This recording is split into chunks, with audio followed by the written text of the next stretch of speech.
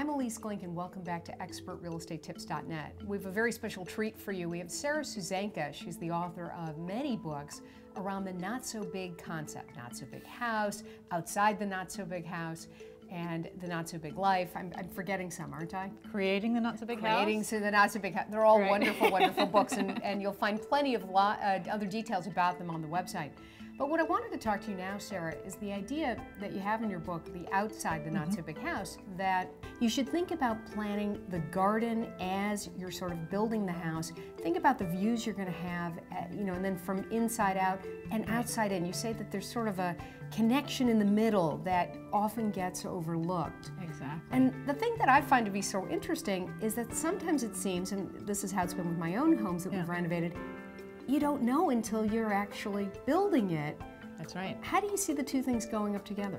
Well, there's a process. Obviously, first of all, as you're building the house, you may imagine that you can see things perhaps from an upper floor that you discover you can't see. Or you may discover that when you get to a higher floor, you suddenly can see a view you had no idea was there. So there's a give and take actually between the house design and the garden design.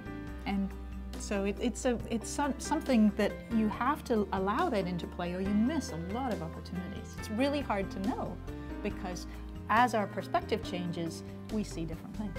Doesn't it also have something to do when you're doing this interplay of outside in, the interplay of trying to figure out exactly how the garden is going to grow? I mean, houses are pretty much static. Right. You could change your window treatment to change your view of something, but you know, how's that tree going to look in 10 or 15 years? Exactly. Everything is constantly shifting in the garden. It was really an extraordinary experience first to write Outside the Not-So-Big House with Julie Moyer-Mercervi, who's a wonderful landscape designer. I've met her. She's terrific. She's terrific, absolutely. We had a marvelous time writing together.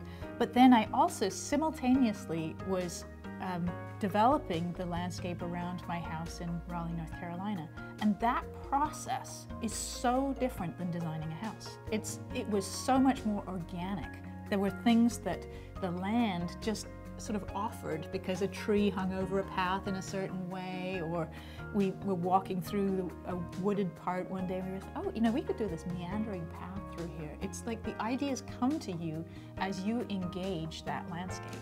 But of course, a big question mark when you're putting up a new house, and it's almost like a blank palette. You get to sort of build it yourself. Right. You can do everything from scratch immediately, but I believe that it's wonderful to allow it to evolve. You need a basic form, which is what Julie articulates so beautifully in Outside the Not-So-Big House, but then to take cues from what's there and to let yourself play. I mean, it's like an incredible canvas if you give yourself that opportunity. Thanks for listening, everybody. I'm Elise Glink. For more information and to see more about Sarah Susanka and more videos, go to ExpertRealEstateTips.net.